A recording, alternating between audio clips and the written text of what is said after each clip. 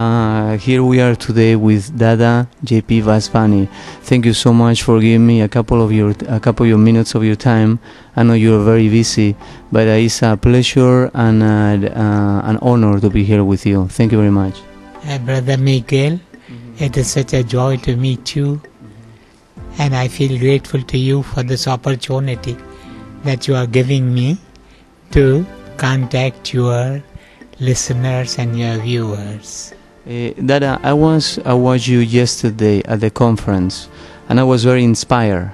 And I see so many people looking at you and getting this inspiration. I wonder, where do you get the inspiration from? You train yourself? Is this something you were born with, or could you explain us? The source of inspiration is one. For want of a better word, we call him God. All inspiration flows from him. All you have to do is to connect yourself to God. The difficulty today is that people have cut themselves off from God. What we need to do is to get back to God. God is the source of all inspiration. God is the source of everything good that you may need in life. Therefore, wherever I go, there's only one message that I give them. I tell them, please turn back to God. Turn back to God. There was a time when God was a reality to men and to women. God was the presiding officer of our universities and colleges and schools and homes. Today, they have thrown God out of the home. We are very busy. Like you were saying yesterday, running, and we forget what is important. Yes. We keep on running like squirrels in the cage. Squirrels keep on running. They get nowhere. They are just where they are. But they are running all the time. So what is your mission in life? You send a message of hope and hope and unity, right? But what is your mission? My mission in life is this, as I told you.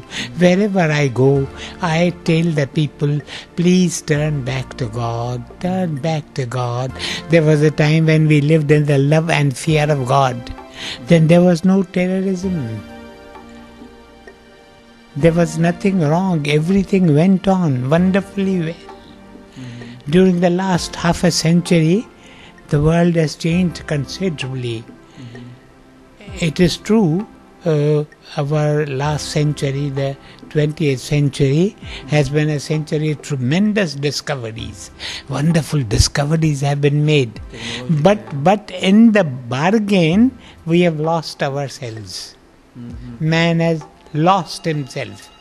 Man needs to know himself. To go back to God. Yes. Now you, I, all the people do not know what we are. We know so many things about the surrounding universe. How much do we know about ourselves? What am I? I identify myself with the body which I wear. I am not the body. The body is only a gown which I have worn. I am that who has worn this garment of the body. But this the people have forgotten. So just to remind them of this great truth, I keep on moving from place to place, from country to country. You go around the world giving the... I don't know if I have gone around the world, but I do go to a number of countries.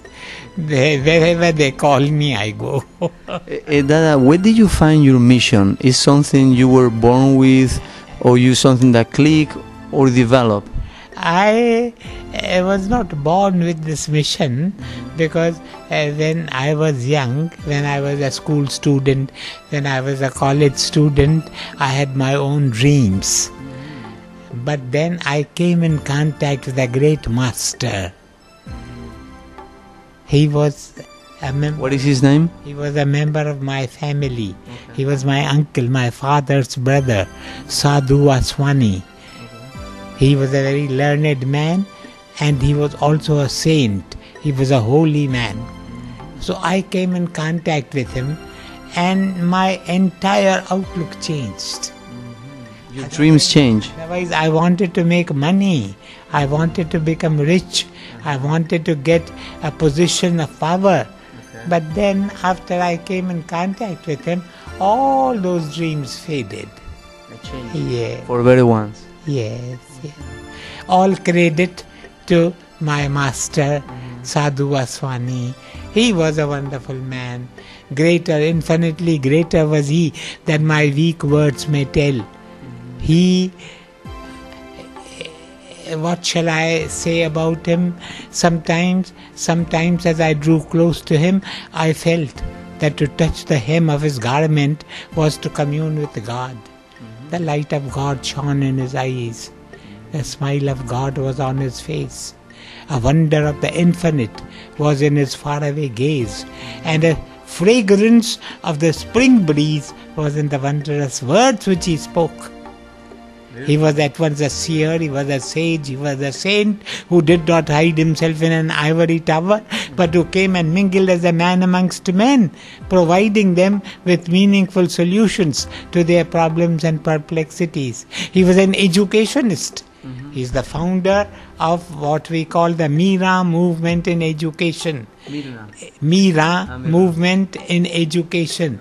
It is an education of the new type which is being passed on to students, a character-building education, a man-making education. The difficulty with today's education is that we emphasize words. We educate children in words, Not in character. not in life. Not in life. It's a difference. Temptation comes, they give way immediately. Interesting, very, very interesting. And one more question, can I ask? Okay, last question. I know you're a busy man. I'm curious, what is like your lifestyle like?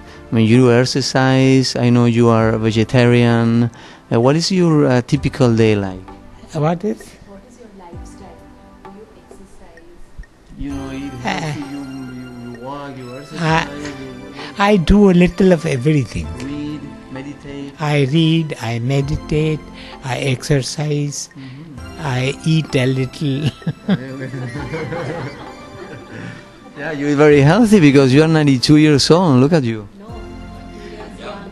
93 years young, sorry. 29 years young. 29 years young. Okay, okay. I'm sorry. I don't think of myself as an old man. Yeah, I know. I think of myself as a young man. Yes, exactly. I mix with the young people. The young people welcome me. Yes. You're surrounded by beautiful people. You're a very lucky man. I think we are more lucky. Okay, well, thank you very much. That I really appreciate. I hope the next time you come to Panama, we can make a longer interview. Oh yes. Oh yes. Because I know you're going to be very, very well. I'm always at your service. Whenever you want me, I'm ready. Thank you very much. Thank you very Thank you, much. Dada. Thank you, Brother Miguel. Thank you. Very good.